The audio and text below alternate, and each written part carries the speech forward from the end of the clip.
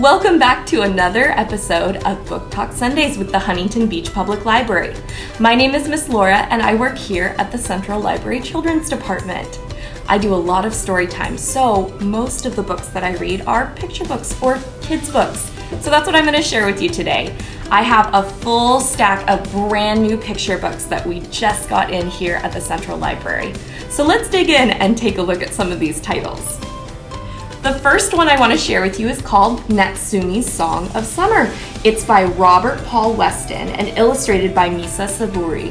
This is an excellent story about all the things that we see in summer across the world, and also some things that we see in summer exclusive to Japan. So it talks about different cultural festivals, different important symbols in Japanese culture and history, and also has this wonderful story about friendship between two cousins who have never met before. It has an incredibly diverse cast of characters who are memorable, have wonderful emotions that are expressed through the story, talks about overcoming fear and trying new things and also meeting new people. So this is an excellent story to share with your kiddos if you're planning a vacation, planning to meet up with any family this summer. Really wonderful title. The next one I want to share with you is called My Mindful Walk with Grandma. It's written by Sherry Mabry and it's illustrated by What's Up Pink. This is a story of a granddaughter and a grandmother who are going on a walk through the woods together. They're going to look for the loons that they see every year at the cabin. And the little girl is so excited to show her grandma something she's learned that she's not paying attention to anything happening around them. So grandma reminds her that it's important to slow down, to walk with each other, and to spend time in the moment, exploring all the things that are around us in the world. This is a great title to share with your kiddos right before bedtime, before you go for a walk together. Just a really excellent reminder for them to slow down, take some deep breaths, and spend time with the people around them. It also gives you some really great guided ways on how to do mindful breathing together. So you'll be able to take breaks in this story to really focus on your breathing and spend time with each other. I highly recommend this. The next story that I have for you is called Madame Barobeda, and it's by Sophie Dahl, illustrated by Lauren O'Hara. This is a longer picture book, so it's great for family sharing or for readers that are starting to be a little bit more independent in their titles. But it is the wonderful, whimsical story of a little girl who lives at a bed and breakfast with her family. And one day, they have an interesting guest that comes to stay. She names her Madame Barobeda, which kind of rhymes with ooh la la, because this is a fancy, very scary woman. The little girl believes that she just might be a supervillain. And so she starts investigating her, asking her questions, spending more time with her, and in the meantime, develops this wonderful intergenerational friendship with this woman who has come to stay. She learns a lot about her history, her past, the things she's done, and gets to share a little bit of herself with this woman as well. So this is an excellent story. I really enjoyed it. It's really whimsical. It has two incredible characters that are at the center of the story, and it's really Wes Anderson-esque in the way that it's written, with really quippy lines, really excellent illustrations throughout that just kind of scream wonder of the world. So, Madame Barobeda by Sophie Dahl. Highly recommended. The next title I want to share with you is called Together We Grow. It's by Susan Vaught and illustrated by Kelly Murphy. This is such a beautiful picture book. Every single page has amazing illustrations. You can see awesome lightning, a farm in the background, and a gorgeously illustrated fox with her pups. This is a story that really has a heartfelt message about caring for each other, even in difficult times. It describes the loving relationship between Mama Fox and her little pups, and also how they can share space and share resources with the farm animals that come to take them in. So it describes a lot of unlikely friendships, talks about caring for each other even in difficult times, which is a really resonant message right now. Highly recommend. The next title I want to share with you is called I Am Brown. It's written by Ashok Banker and illustrated by Sandhya Prabhat. This is obviously a really important title right now, as we have all sorts of things going on in our world surrounding diversity and acceptance of other cultures and other people.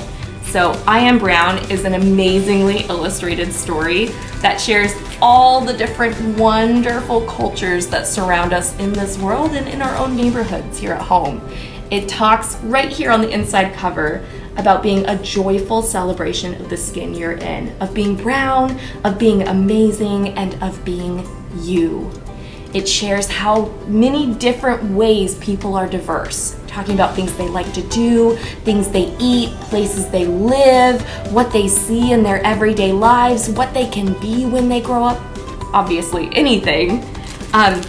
So I Am Brown, really excellent title, especially if you're trying to introduce your kids to an incredibly diverse cast of characters.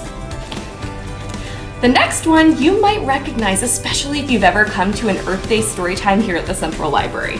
It's called Smashy Town, and it's by Andrea Zimmerman and David Klemesha, and illustrated by Dan Yacarino. So Smashy Town is much like its sister book, Trashy Town, in which Mr. Gilly was a trash man.